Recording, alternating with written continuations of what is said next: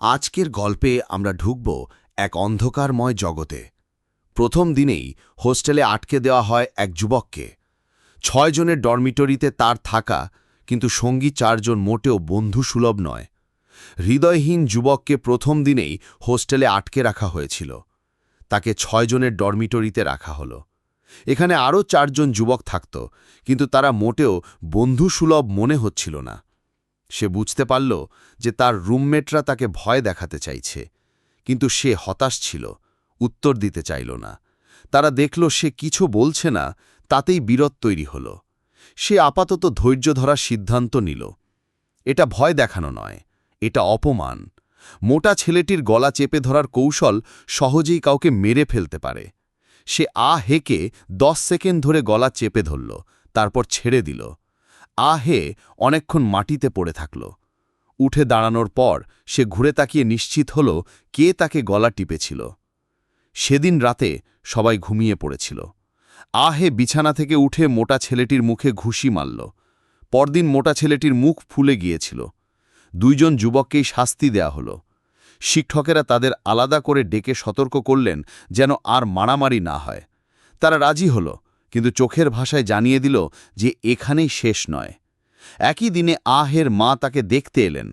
তার ঠোঁটের ক্ষত দেখে তিনি কিছুটা রেগে গেলেন, কিন্তু হে তাকে অনেক সবজি কিনে দিতে বলল। দুপুরে খাবার সময় হেকে রুমমেটরা আলাদা করে দিল। সে সব সবজি একটা চেয়ারের ওপর রাখল। মা আজ অনেক সবজি এনেছেন, একা খাওয়া সম্ভব নয়, চলো একসাথে খাই, যত খুশি খাও। রাতে যেন ঘুমিয়ে না পড়ো, না হলে তোমাকে মাটিতে ফেলে মারব। সেদিন রাতে দুজনের মুখোমুখি হল লেখক। মোটা ছেলে অপেক্ষা করছিল হে ঘুমিয়ে পড়বে, কিন্তু সে ঘুমালো না। হের চোখের কাঁপুনি দেখে মোটা ছেলে আসলেই ভয় পেল।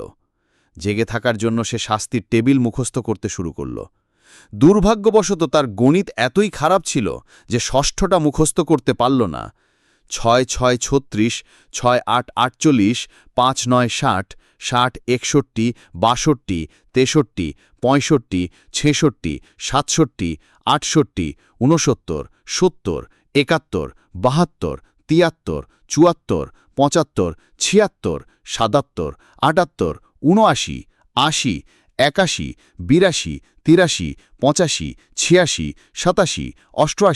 ৮৭, ৮৮, ৮৯, ৯০, ৯১, ৯২, ৯৩, ৯৪, ৯৫, ৯৬, ৯৭, ৯৮, ৯৯, ৯৯, ১০০০, ১১১, ১১৩, ১১৪, ১১৫, ১১৮, ১৮৯, ১৮১, ১৯০। আমি এই জিনিসে ভয় পাই।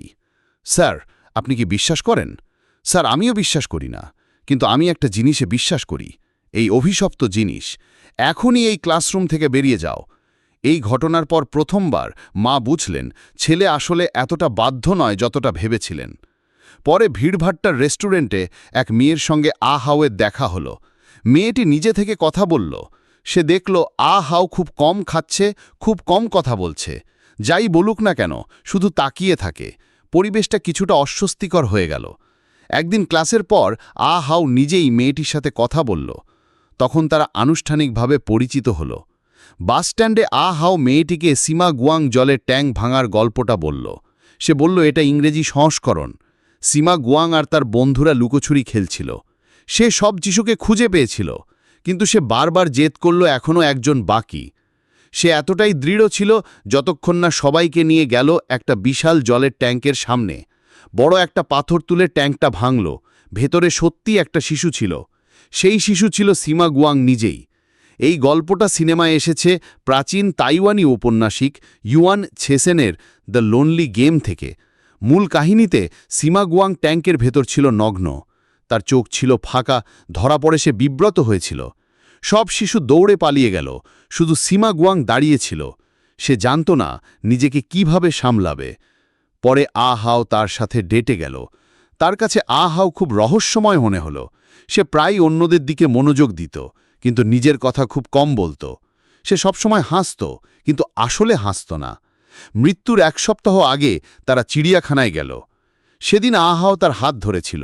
সে হাত ছাড়ল না। সে হাসল না। চলো, হাওকে আবার চিনে নি। সে বড় হয়েছে দরিদ্র পরিবারে, এক হতাশ বাবা আর এক ক্লান্ত দুঃখী মা। তারা প্রায়ই ঝগড়া করত, কখনো কখনো খুব খারাপ পর্যায়ে যেত। আহাও ছিল খুব সংবেদনশীল শিশু। মনে হয় সে চাইত তারা সুখী হোক, তাই সে সব প্রত্যাশা পূরণ করতে চাইত। ভদ্র, বুদ্ধিমান, ভালো ছাত্র।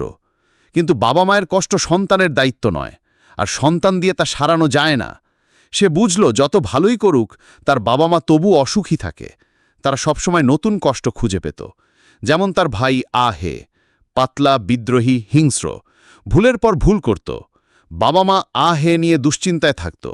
আর আহাও যত ভালো হতো তারা ততটাই নিশ্চিন্ত থাকত আর তাকে আরও উপেক্ষা করত। আহাওয়ের শরীরও ক্লান্ত ছিল। প্রতিদিন একই রুটিন, ক্লাস, খাওয়া, ঘুম। কেউ কি জানে পড়াশোনার মানে কি?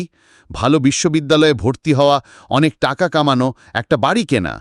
শিক্ষক মঞ্চে বলছিলেন শুন জ্ঞান শিখাং নিয়ে। এটা সীমা গুয়াংয়ের 1000 বছর আগের লেখা প্রবন্ধ। কিন্তু সীমা গুয়াং তো জন্মগতভাবেই এক অফিসার ছিল। ছোটবেলাতেই বড়রা তাকে সৌন্দর্য আর সাফল্যের আশীর্বাদ দিয়েছিল।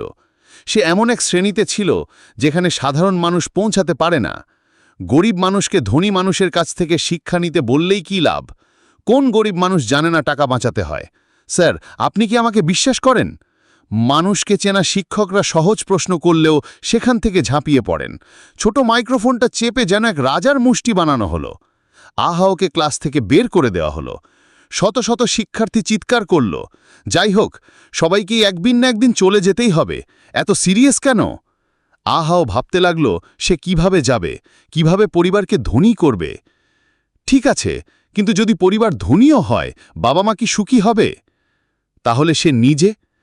আহাও মনে হয় প্রতিদিন নিজেকে দোষ দিত। সে জানত না কিভাবে জলের ট্যাঙ্কের ভেতরের নিজেকে মোকাবিলা করবে। ক্লান্ত, অসহায়, সন্দেহ ভরা সেই নিজেকে, যে নিজেকে সে ঘৃণা করে। কখনো কখনো সে তার খারাপ ভাই আহেকে হিংসা করত। আহে মায়ের ভালোবাসা পেয়েছিল, আবার সম্পূর্ণভাবেও ধ্বংস হতে পারত। শেষবার তাদের দেখা হয়েছিল শাওগুয়ানসুওতে। আহাও আর নিজের রাগ আর সামলাতে পারেনি। সে ভাইয়ের ছেঁড়া কাপড় ঘৃণা করত, কিন্তু নিজেকে আরও বেশি ঘৃণা করত। ভাইয়ের সাথে জায়গা বদলাতে চাইত। আহাওয়ের কোনো বন্ধু ছিল না। মনে হয় তার জীবন নরকের মতো ছিল। একটা সুন্দর মেয়েও কথা বলতে এলেও সে উত্তর দিতে সাহস করত না, কারণ মনে হতো কেউ তাকিয়ে আছে। সে শুধু ক্লাস শেষে লুকিয়ে লুকিয়ে মেয়েটিকে অনুসরণ করত, যতক্ষণ না নির্জন জায়গায় পৌঁছায়, তখন গিয়ে অভিবাদন জানাত। সে লুকোতে ভালোবাসত, অদৃশ্য হয়ে যেতে চাইত। যদি এই পৃথিবী উষ্ণ না হয়, তাহলে সূর্য কেন থাকবে? এই পৃথিবীর সবচেয়ে ন্যায্য জিনিস হলো সূর্য। অক্ষাংশ যত উঁচুই হোক বা নিচু হোক, পুরো বছরে প্রতিটা জায়গায় দিন রাতের সময় সমান ভাগে বিভক্ত হয়। কয়েকদিন আগে আমরা চিড়িয়াখানায় গিয়েছিলাম। সেদিন সূর্য খুব তীব্র ছিল। সব প্রাণী সূর্যের তাপ সহ্য করতে পারছিল না। তারা সবাই ছায়া খুঁজতে চেষ্টা করছিল। আমারও একরকম অনুভূতি হচ্ছিল, যা পরিষ্কার করে বলতে পারি না। আমিও চাইছিলাম যেন এই প্রাণীদের মতো আমিও কোনো ছায়া খুঁজে পাই, কিন্তু চারপাশে তাকিয়ে দেখি শুধু প্রাণীরাই নয়, আমার ভাইও, এমনকি সীমা গুয়াংও একটা ছায়াময় কণ খুঁজে পেয়েছে। কিন্তু আমি পাইনি। আমার কোনো জলের ট্যাঙ্ক নেই, কোনো অন্ধকার নেই, শুধু সূর্যালোক, 24 ঘন্টা একইভাবে পুনরাবৃত্তি, উজ্জ্বল আর উষ্ণ সূর্যালোক।